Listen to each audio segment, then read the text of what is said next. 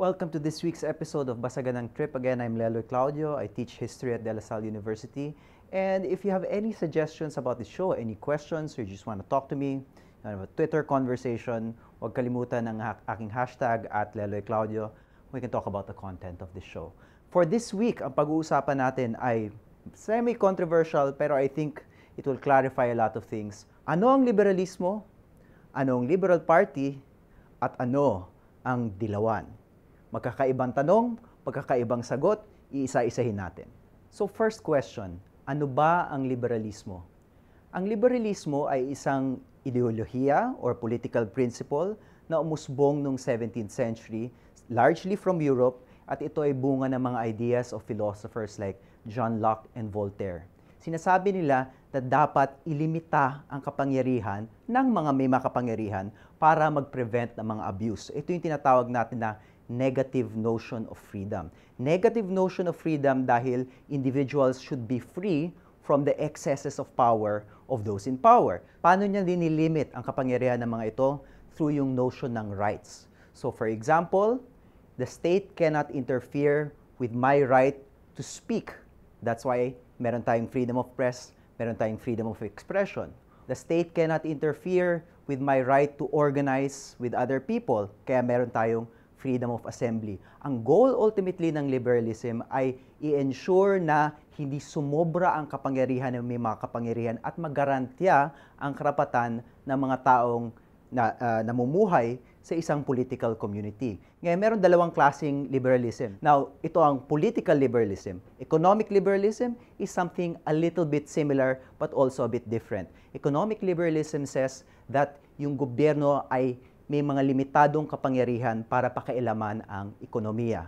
So for example, an economic liberal would say na walang kapangyarihan ng gobyerno na impluwensyahan ng labis ang pulisiya ng mga private company dahil meron silang sarili ng autonomy. So ang clear principle of liberalism, whether or not it's political liberalism or economic liberalism, ay yung hindi dapat labis na nakikialam ang mga may kapangyarihan sa buhay, whether or not political or economic, ng mga pumapailalim sa kanila. At dahil dito, dahil hindi sila labis na nakikialam, nababawasan ang kanilang kapasidad para abusuhin yung kanilang kapangyarihan. So think about liberalism as a kind of principle of check and balance. Hindi ito yung end goal ng maraming mga lipunan. Hindi natin sinasabi na porket liberal na ang isang lipunan ay masagana na ito at mayaman na ito. But at the very least, in a liberal society, meron kang bare minimum na hindi umaabuso ng kapangyarihan ang may mga kapangyarihan. Second question, ano ang Liberal Party?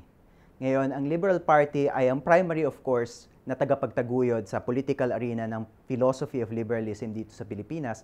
Pero bago natin sagutin kung ano ba talagang Liberal Party, it is important to emphasize na marami ng liberal sa Pilipinas bago man ang Liberal Party. So for example, si Jose Rizal, nung sinabi niyang dapat merong karapatan ang mga Pilipino magpahayag ng malaya, he was already being a liberal. At kung tingnan natin yung recent book ni Jim Richardson na tinatawag na Light of Liberty, makikita natin na maging si Bonifacio ay maraming mga liberal na ideas at ang Katipunan man ay maraming liberal na idea as well. But now let's talk about what the Liberal Party is.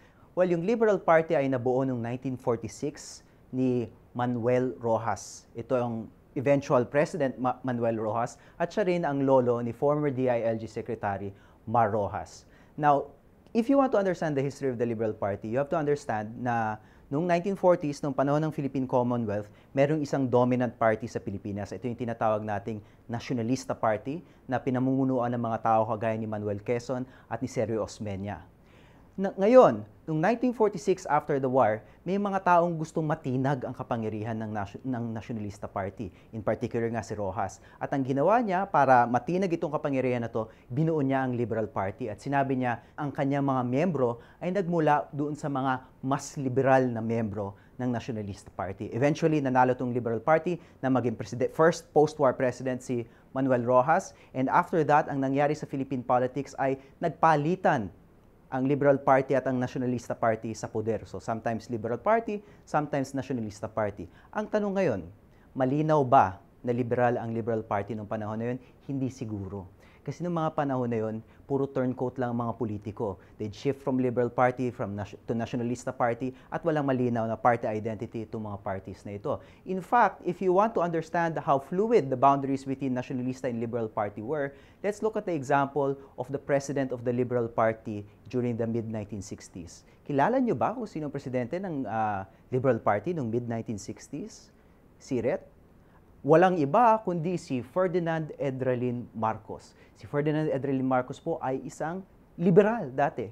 At nang hindi niya makuha ang nomination ng Liberal Party noong 1965 for the 1965 presidential election, saka lang siya lumipat sa Nationalista Party at nanalo bilang presidente ng Nationalista Party. So nung nanalo si Marcos bilang presidente ng Nationalista Party noong 1965, siya ay nanalo bilang isang nationalista at natalo ang Liberal Party, na ang naging standard bearer noong 1965 ay si Diosdado Macapagal.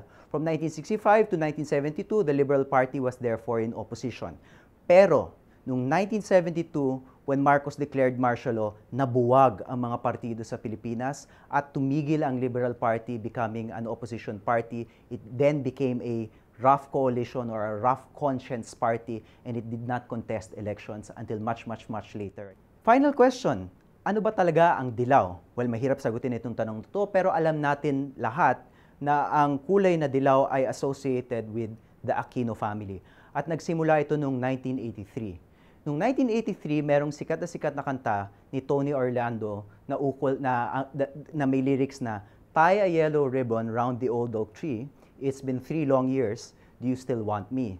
At nung panahon na uso yung kantang yon, yun rin yung panahon na pauwi si Ninoy Aquino sa Pilipinas galing sa Estados Unidos. Babalik siya after being in exile. So dahil usong-uso yung kantang yon, and people really wanted Ninoy Aquino to come back, they started tying yellow ribbons round trees. Well, maybe not oak trees, but they started tying yellow ribbons. At ang nangyari, of course, nang bumalik siya ay napaslang, at yung dilaw ngayon ay naging kulay at simbolo ng oposisyon laban kay Marcos. Ngayon, ano yung mga partido na ginamit itong simbolong dilaw na ito para lumaban kay Marcos? Eventually, 2 partido ito. Yung una, yung Partido Demokratiko Pilipino. Ito yung partido ni Aquilino Pimentel. At yung pangalawang partido na gumamit itong simbolo ito ay yung Lakas ng Bayan or Laban. Ito yung partido ni Ninoy Aquino. Ngayon, noong 1983, nagkaroon sila ng alyansa, at noong 1986, bumuo sila ng mas malaki pang alyansa, finormalize sila yung kanilang alyansa upang magpatakbo ng isang presidential candidate sa 1986 snap election na ipinatawag ni Ferdinand Marcos. Ang kandidatong ito na pinatakbo ng PDP laban ay si Corazon Aquino. Anong ibig sabihin nito? Ang ibig sabihin nito ay hindi liberal, ang ibig sabihin nito laban, dahil PDP laban ang karga na partido ni Cory Aquino noong 1986. Ngayon ito ang tanong. Si Cory Aquino lang ba ang naging presidente ng PDP laban? For the longest time, she was the only president who got elected from PDP laban. But in 2016, there was a mayor from Davao who decided to run under the PDP laban banner. Ang pangalan niya, si Rodrigo Duterte, at nanalo siya bilang presidente ng Pilipinas using the same party that Cory Aquino used. So, mga ka-DDS, laban po ba tayo? So, in conclusion, napakagulo ng kasaysayan ng liberalismo at ng dilaw at ng Liberal Party dito sa Pilipinas dahil magulo naman talaga ang kasaysayan ng Pilipinas. Maraming kailangan tandaan. Napaka-weird na si Ferdinand Marcos ay presidente ng Liberal Party. Napaka-weird na ang ibig sabihin nito hindi liberal kundi laban, at ang pinaka-importanteng miyembro ng PDP laban ngayon ay si Digong. Pero isa lang ang gusto kong tandaan nyo, ka-DDS man kayo, dilaw or hindi. Yung liberalismo ay isang prinsipyo na sinisigurado na hindi inaabuso ang kapangyarihan ng mga may kapangyarihan. When phrased that way, it's very, very reasonable. It's a baseline for politics. It's not something imposed on us by institutions like the UN or the EU. Ito ay garantiya ng karapatan para sa bawat isang Pilipino. Maraming salamat po.